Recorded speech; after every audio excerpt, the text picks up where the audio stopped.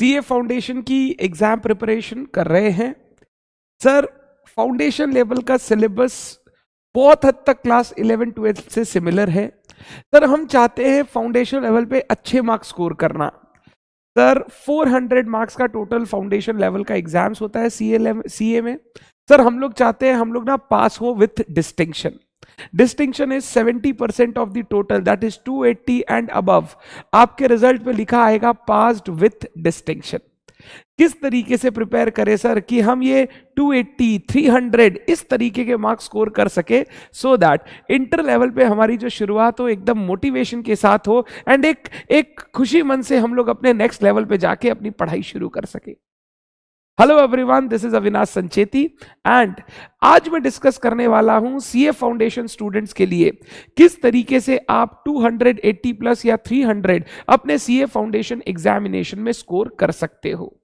देखो, दो टाइप के बच्चे होते हैं प्रोफेशनल एग्जामिनेशन में। एक जो सोचते हैं कि प्रोफेशनल एग्जामिनेशन को पास ही कर लो तो बहुत बड़ी बात है। जब तक मैं फाउंडेशन इंटर लेवल पे पढ़ता था मैं भी यही सोचता था बस पास हो जाए किसी भी तरीके से, it's more than enough. But जैसे जैसे मैं आगे बढ़ा, मैंने पढ़ाई शुरू की, मैं रैंक लेकर आया, मैंने अच्छे मार्क्स स्कोर किए, वो जो एक मोरल बूस्ट होता है, लोग आपको जानते हैं, आपको हर जगह पर एक अलग नजरिए से देखा जाता है, वो जब मैंने फील किया तो मैंने समझा नहीं, इट इज वेरी इंपॉर्टेंट कि हम अपने टारगेट्स बनाएं, कुछ अच्छा अचीव करने की कोशिश जरूर करें सो दैट कभी हमारी भी बात हो किसी भीड़ में तो लोग हमको पहचाने, हाँ ये बंदे को तो मैं जानता हूं, इस बंदे ने इस लेवल पे इतना अच्छा स्कोर किया था। तो वो मोटिवेशन के लिए, वो मोरल बूस्ट के लिए मैं तो ये मानता हूं हर बच्चे को टारगेट करना चाहिए वो जितना अच्छा स्कोर कर सकता है कोई भी एग्जामिनेशन जो वो दे रहा है। हाँ, इससे आपको ऐसा नहीं होना चाहिए मेरे को बहुत प्रेशर क्रिएट कर दिया किसी ने, ये आप अपने लिए कर रहे हो, ये आपका इनर सेल्फ मोटिवेशन है कि आप कुछ अच्छा करना चाहते हो लाइफ में। ये कोई प्रेशराइज नहीं करना है कि आपको तो इतना लाना ही पड़ेगा। इट इज लाइक मैं अपना टारगेट बना रहा हूं, अपना गोल बना रहा हूं, उसको अचीव करूंगा और फोड़ के निकलूंगा। तो ये आप अपने लिए बना रहे हो, it is not a pressure. अगर किसी बच्चे को ऐसा है कि फाउंडेशन लेवल में, सीए फाउंडेशन में मेरे को सिर्फ पास होना है, 200 लाने हैं, तो देख उसके लिए सबसे अच्छा तरीका क्या है, आप 4 में से कोई भी 2 सब्जेक्ट को बहुत तगड़ा प्रिपेयर कीजिए। तगड़ा मतलब ऐसा प्रिपेयर कीजिए कि उसमें आप 60 से नीचे तो कहीं ना जाए। अगर 2 सब्जेक्ट में आप 60 स्कोर कर लेते हो 120, तो बैलेंस जो बचे हुए 2 सब्जेक्ट है उसमें सिर्फ आपको 40 स्कोर करना होगा। 2 सब्जेक्ट में 60 अबव का टारगेट लेकर चले, 2 सब्जेक्ट में 50 अबव का टारगेट लेकर चले। जब आप इस टारगेट के हिसाब से अपने एग्जाम में बैठोगे तो यू विल सी आप आराम से 200 वाले मार्क को टच करके चले जाओगे। आपका 200 मार्क आराम से निकल जाएगा। 60-60, 120, 50-50, 100, तो अगर मैं इतने भी लेकर आऊं तो मैं 220 स्कोर कर सकता हूं। तो जब इस लेवल पे आप सोचकर जाओगे तो आप देखोगे 200 का mark will be crossed easily.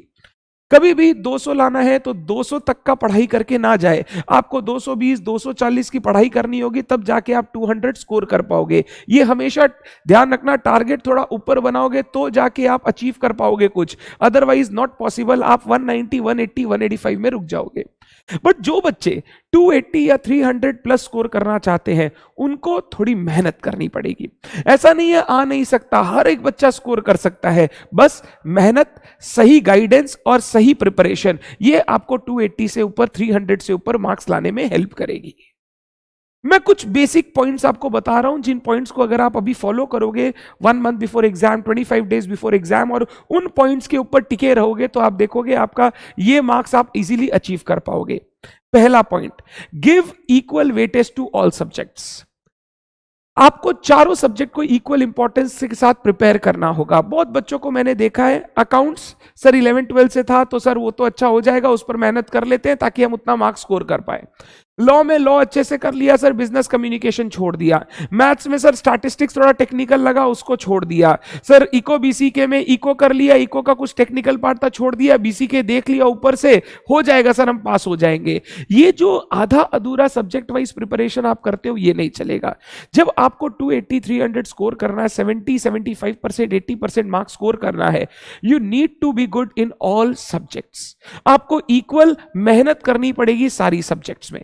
अब ये मेहनत जो होती है ना, ये दो लेवल पे होती है। एक तो आप क्लास में मेहनत करते हो, एक आप सेल्फ स्टडी प्रिपरेशन में मेहनत करते हो। जब मैं फाइनल प्रिपरेशन की मेहनत की बात करता हूं, मैं ये बोलता हूं, अगर मान लो कोई बच्चा ऐसा है जिसका अकाउंट्स बहुत स्ट्रांग है और जिसको लगता है कि इकोनॉमिक्स भी उसका बहुत स्ट्रांग है, जो जो स्ट्रांग सब्जेक्ट है उसको आपको क्या करना चाहिए, सारे सब्जेक्ट्स में रेगुलरली पढ़ूंगा। स्ट्रांग सब्जेक्ट का पढ़ाई कैसे करूंगा, सिर्फ उनके क्वेश्चंस बना के।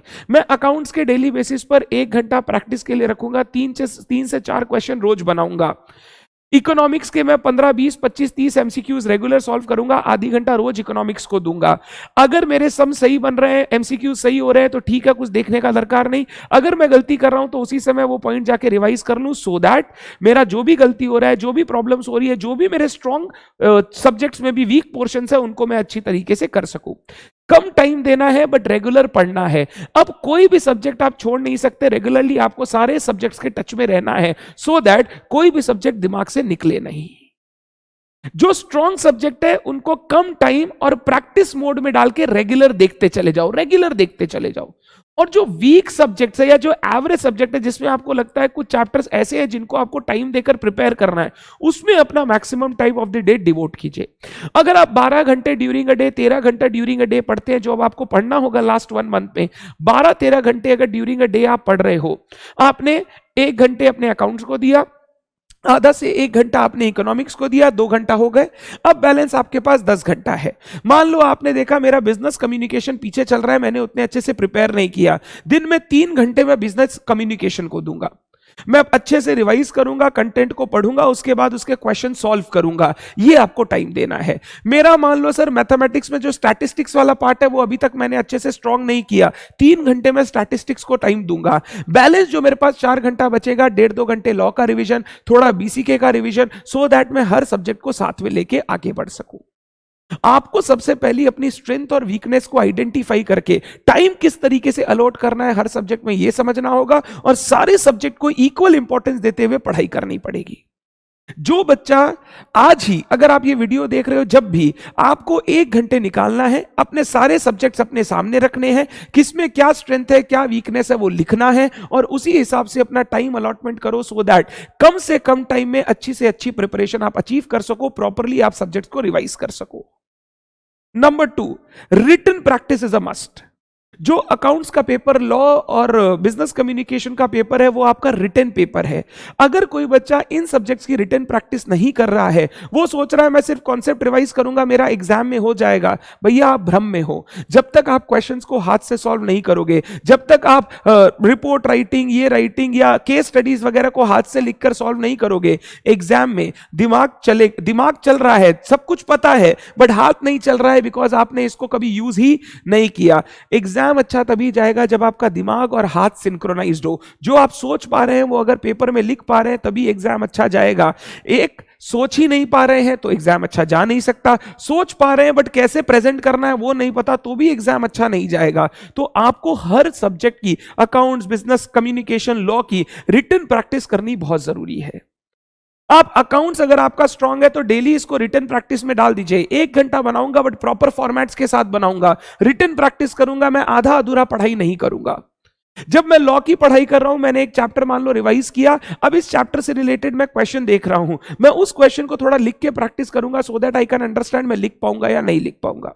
पहले 1 दिन, 2 दिन, 3 दिन थोड़ा थोड़ा प्रॉब्लम होगा, लिखने में हो सकता है अच्छा आंसर ना निकले, बट जब लिखने की प्रैक्टिस शुरू करोगे, आप देखोगे 4th डे से आपका चैनलाइज हो जाएगा। एंड जिस दिन एग्जाम में बैठोगे, यू विल फील कॉन्फिडेंट कि हाँ, जो भी क्वेश्चन आएगा हम प्रेजेंट कर सकते हैं, मेरे को कोई डर नहीं है। तो प्लीज रिटन प्रैक्टिस कीजिए। इको बीसी के मैथ्स में जितने ज्यादा एमसीक्यूज आप सॉल्व करेंगे, उतना फायदे में रहेंगे। बहुत बार ऐसा होता है, एग्जाम में आप एमसीक्यू देखोगे, आपको याद आ जाएगा ये वाला एमसीक्यू तो सॉल्व किया था, इसका आंसर ये था। बहुत बार वो पिक्चर मेमोरी भी आने लगती है जब आप एक चीज को बार बार प्रैक्टिस करते हो। तो जितने ज्यादा एमसीक्यूज आप प्रैक्टिस कर सकते हो, that is very very very important. तो written practice is a must जब भी आप अपनी पढ़ाई कर रहे हो 280-300 मार्क्स के लिए। तीसरा, एंड गेम मैराथन जो हम अब लाने वाले हैं, लॉ इकोनॉमिक्स का मैराथन अमित सर ने, कुंडू सर ने कंडक्ट कर लिया है। सारे के सारे वीडियोस यूट्यूब, एड्यूडेस्क एप्लीकेशन दोनों पर है, आप वहां से अच्छे से करें। सर ने बताया है कौन सा चीज कितना इंपॉर्टेंट है, किस चीज को कैसे प्रेजेंट करना है, क्या याद करना है, क्या याद नहीं करना है, कितना लिखना है, everything has been discussed in those marathons. देखिए, आपके सब्जेक्ट जल्दी रिवाइज होंगे और आप अपना टाइम रिटन प्रैक्टिस में दे पाओगे। अकाउंट्स में मैंने एंड गेम मैराथन अब मैं 28, 29, 30 और 1 4 दिन लूंगा, 4 घंटे, सुबह 9 से 1 बजे तक। ये 4 घंटे का जो मैराथन होगा ये पावर पैक्ड सेशन होगा। मैं इस पावर पैक्ड सेशन में 4 दिन में अराउंड 70 क्वेश्चन ऑफ अकाउंट्स आपके साथ डिस्कस करूंगा। पूरे सब्जेक्ट के 70 प्रैक्टिकल क्वेश्चन, 70 क्वेश्चन, हर चैप्टर से अलग अलग क्वेश्चन हम लोग डिस्कस करेंगे इन सच अ वे कि कोई भी सब्जेक्ट, कोई भी चैप्टर का एक भी टाइप ऑफ क्वेश्चन हमसे छूटना नहीं चाहिए। अगर हम वो एंड गेम मैराथन देख लेते हैं, उसको मेरे साथ बैठ के लाइव आप प्रैक्टिस कर लेते हो, आई कैन इंश्योर कि जो भी एग्जाम में आपके क्वेश्चंस आएंगे वो इन्हीं में से किसी में आएंगे। अलग से कोई कॉन्सेप्ट लंबा चौड़ा आपको दिखाई नहीं देगा। एंड गेम मैराथन में मैं आपके साथ ट्रू फॉल्स डिस्कस करूंगा। एंड गेम मैराथन में मैं आपको हर चैप्टर में बताते चला जाऊंगा कौन सा इंपॉर्टेंट थ्योरी क्वेश्चन है, जो उस दिन आपको देख लेना है, आपका काम खत्म। अलग से कोई चीज लर्न करने का दरकार नहीं पड़ेगा। वैसे ही नवनीत सर का एंड गेम मैराथन मैथमेटिक्स का, जहां बहुत सारे एमसीक्यू सर सॉल्व करवाएंगे, 3rd and 4th of December, 2 दिन 8-8 घंटे, 16 घंटे सर पूरा मैथ्स आपके साथ सम्स बनाएंगे, आपके साथ बहुत सारे क्वेश्चंस करेंगे, सो दैट आगे से पीछे जितने इंपॉर्टेंट क्वेश्चन है, जितने टेक्निकल क्वेश्चन है, वो सारे आपके साथ कवर कर ले। ये मैराथन्स आपको अटेंड करने, और ट्राई करो जितना लाइव अटेंड कर सको। लाइव अटेंड करेंगे हमेशा फायदा होगा। नंबर 4, मॉक टेस्ट के लिए अपीयर करना। मैक्सिमम बच्चे फाउंडेशन लेवल पे मॉक टेस्ट अपीयर नहीं करते, ये सोचकर कि यार हम तो निकाल ही लेंगे। मॉक टेस्ट अपीयर करने से ना 2 फायदे होते हैं। पहला फायदा, वो 3 घंटे में किस तरीके से डिफरेंट चैप्टर्स के क्वेश्चन को एक साथ सॉल्व करना है ये समझ में आता है। इंडिविजुअल चैप्टर जब रिवाइज करके सॉल्व करते हैं बहुत ईजी लगता है, बट जब सारे मिक्स क्वेश्चन आते हैं उस समय सॉल्व करने में थोड़ी प्रॉब्लम होती है। 3 घंटे बैठकर किस तरीके से मिक्स क्वेश्चन को सॉल्व किया जाए वो सीखना। नंबर 2, टाइम मैनेजमेंट, कि क्या मैं पूरे 100 मार्क का पेपर 3 घंटे में सॉल्व कर पा रहा हूं, 100 नहीं कर पा रहा हूं तो कितना कर पा रहा हूं, मैं किस जगह टाइम बेसी लगा रहा हूं, किस जगह मैं टाइम कम में फटाफट काम कर सकता हूं। ये सारी चीजों को समझने के लिए it is very important to give mock test. जो बच्चा मॉक टेस्ट देता है, हमने देखा है, उसको एग्जाम की स्ट्रैटेजी पहले से पता रहती है। जब एग्जाम की स्ट्रैटेजी पहले से पता रहती है तो एग्जाम से डर नहीं लगता। राइट अवे आपने क्वेश्चन पेपर देखा, आंसर मिला, आप लिखना शुरू कर दिए, आपको ज्यादा सोचना पड़ता नहीं है। दिस इज वेरी इंपॉर्टेंट जब आप 280, 300 के लिए प्रिपेयर कर रहे हो।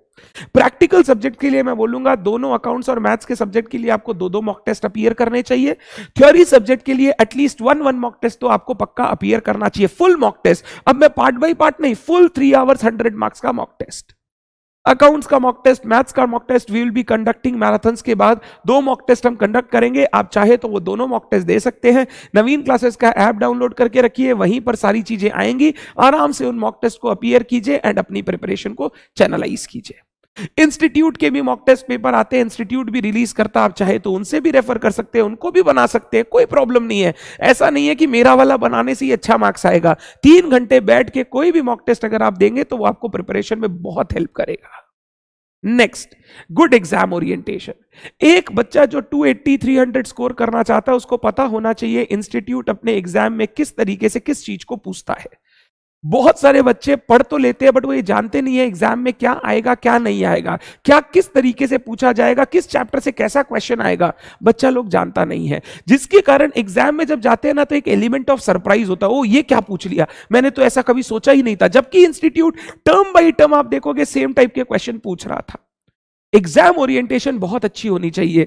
आपको पास्ट एग्जाम पेपर्स देखने चाहिए, कैसा क्वेश्चन आ रहा है, कहां पे कौन सा क्वेश्चन पूछा जाता है। जैसे जब मैं मैराथन लूंगा मैं आपको समझाऊंगा अकाउंट्स पेपर कैसा होता है, कौन सा क्वेश्चन कितने मार्क्स का होता है, कहां पर क्या चीज पूछता है, कौन सा चैप्टर किस तरीके से पूछा जाता है। एक एक चीज हम लोग डिस्कस करेंगे सो दैट आपको जब एग्जाम पता रहेगा ना क्या होगा, आप उस एग्जाम की स्ट्रैटेजी पहले से रेडी कर सकोगे। जब स्ट्रैटेजी पहले से रेडी कर रखोगे ना, एग्जाम में प्रॉब्लम नहीं होगा, एग्जाम से डर नहीं लगेगा। एग्जाम ओरिएंटेशन अपने आप को बनाना is very very very important.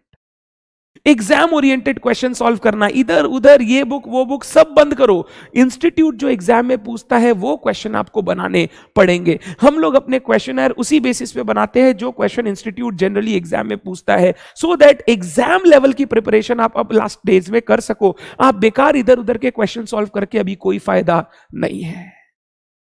तो एग्जाम की स्ट्रैटेजी होनी चाहिए, एग्जाम देने का तरीका मालूम होना चाहिए, रिटन प्रैक्टिस इतनी सॉलिड होनी चाहिए कि आप कोई क्वेश्चन लिख रहे हो तो आपका दिमाग रुके नहीं, दिमाग और हाथ एक साथ सिंक में चल रहा है, आपको कोई प्रॉब्लम नहीं है। हर सब्जेक्ट को वेटेज दो इक्वल, सो दैट कोई भी सब्जेक्ट में कम बेसी ना आए, हर सब्जेक्ट में एक प्रॉपर टारगेट बना के आप मार्क्स अचीव कर सको। ये कुछ ऐसी चीजें हैं जो अगर आप करते हो, you can achieve your desired target at the CA foundation examination. अब मेरे हिसाब से एक बच्चे का आइडियल सब्जेक्ट वाइज टारगेट ये होना चाहिए। अकाउंट्स में आप 80-85 स्कोर करने के लिए पढ़ाई करें। अकाउंट्स क्योंकि क्लास 11-12 में भी किया हुआ है, मैक्सिमम सिलेबस हमारा सेम है, तो यहां पर ये मार्क्स अचीव करना पॉसिबल है, ट्राई करेंगे। लॉ में 65 to 70 मार्क्स, इससे ऊपर आए तो बहुत अच्छा, बट ये मेरा एक टारगेट होना चाहिए कि मेरे को यहां तक तो कम से कम पहुंचना है। मैथ्स में 60 to 65 मार्क्स फॉर दो स्टूडेंट्स जिनको मैथ से बहुत डर लगता है, और जो मैथ स्टूडेंट्स है वो तो और ट्राई करे, जो साइंस बैकग्राउंड के स्टूडेंट्स है वो तो और ट्राई करे। हो सकता है किसी का अकाउंट्स फेवरेट हो, उसमें वो अच्छा लाओ, हो सकता है किसी का मैथ्स फेवरेट हो, इसमें अच्छा लाओ, सो दैट किसी भी दूसरे सब्जेक्ट में मार्क्स कम होगा तो आप यहां पर बढ़ा सकते हो। और इको बीसी के जो सबसे ज्यादा नेग्लेक्टेड सब्जेक्ट है, जब जिसमें सबसे ज्यादा मार्क्स आ सकता है, उसमें आपको 75 to 80 का टारगेट रखना चाहिए। जब आप मिनिमम और मैक्सिमम मार्क्स ऐड करोगे, you will see you will land up to 280 और 300। अगर 280 से 320-300 के बीच में कहीं लाना है तो आपको ये टारगेट लेके चलना है। बट ये टारगेट स्टूडेंट अपना बनाओ, आप अपने हिसाब से अपने टारगेट बनाओ, जिसमें आप स्ट्रांग हो, जिसमें आप वीक हो, उसके हिसाब से एक टारगेट सेट करो। एग्जाम से पहले पढ़ते समय टारगेट हमेशा सेट करना चाहिए। एग्जाम के दिन जाएंगे तो सब एकदम साइड कर दो, अब हम जो पढ़े हैं उसको एग्जाम में लिखना है, हमको मतलब नहीं है पेपर क्या आएगा मेरे को तो पता नहीं है, जो मैं जितना लिख सकता हूं मैं उतना लिखूंगा। बट अभी जब पढ़ाई करेंगे, टारगेट के बेसिस पे पढ़ाई करेंगे, उतना टाइम देंगे, उतना एफर्ट देंगे कि हम इतने मार्क्स स्कोर कर सके। This is how you can reach that goal, ताकि सीए फाउंडेशन में पास्ट विद डिस्टिंक्शन रिजल्ट में आए तो फ्यूचर में इंटर लेवल पे भी इच्छा हो कि हाँ हम टॉप 50 रैंक्स ऑफ इंडिया के अंदर होंगे, जो कि हुए हैं। Kinjal Ajmera all India rank 1, निष्ठा बोत्रा ऑल इंडिया रैंक 2, सारे बच्चे आप जैसे ही हैं, आप जैसे ही पढ़ते हैं, उन्होंने रैंक स्कोर किया क्योंकि उनके मन में इच्छा थी, फाउंडेशन में अच्छा मार्क्स आया, एक मोटिवेशन मिला, इंटर लेवल में पुश हुआ और इंटर लेवल में रैंक 1, रैंक 2, रैंक 3, बहुत सारे ऐसे रैंक होल्डर्स हैं जिन्होंने रैंक स्कोर किया। तो प्लीज अच्छे से पढ़ाई करें, जी जान लगा दे अपनी पढ़ाई पर, रिजल्ट क्या होगा भूल जाए, बस हम मेहनत नहीं छोड़ेंगे, ये एटीट्यूड के साथ आप अपना प्रिपरेशन कीजिए। अगर कोई और चीज पर आपको लगता है मेरे को वीडियो बनाना चाहिए, just leave in the comment box, मैं आपके लिए बनाऊंगा। अगर आपको लगता है कोई सजेशन जो ये इस चीज में आप ऐड करना चाहो, जरूर कमेंट बॉक्स में मेरे को बताओ। और जो मैंने बोला वो फॉलो करना शुरू करो, 7 दिन बाद 10 दिन बाद जरूर बताना ये आपको हेल्प कर रहा है कि नहीं, सो दैट मैं भी अपनी स्ट्रैटेजी को और बेटर बना सकूं और ज्यादा से ज्यादा स्टूडेंट्स को हेल्प कर सकूं। Thank you so much everyone, take care, bye bye.